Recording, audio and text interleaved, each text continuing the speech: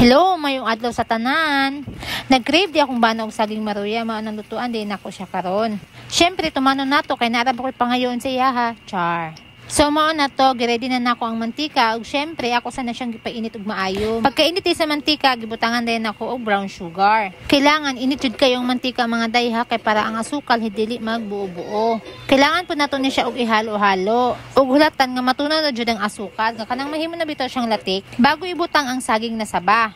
Pag ingon ani na ganang iyang consistency, pwede na nimo ibutang ang saging na saba.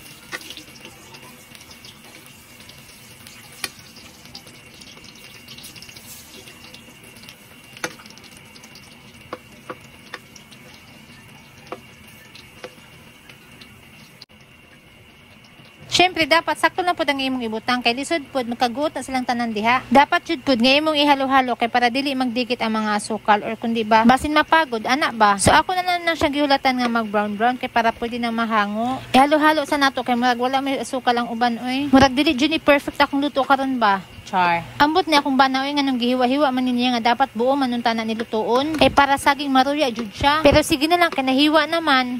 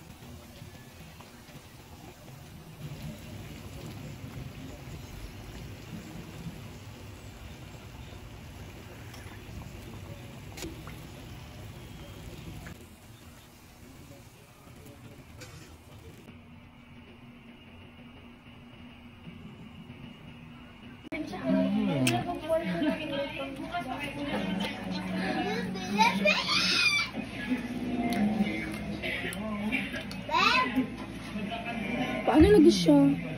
Ito diyan. May tayo kakain ng kanin. Ito lang kanin. Dahil wala tayong ano.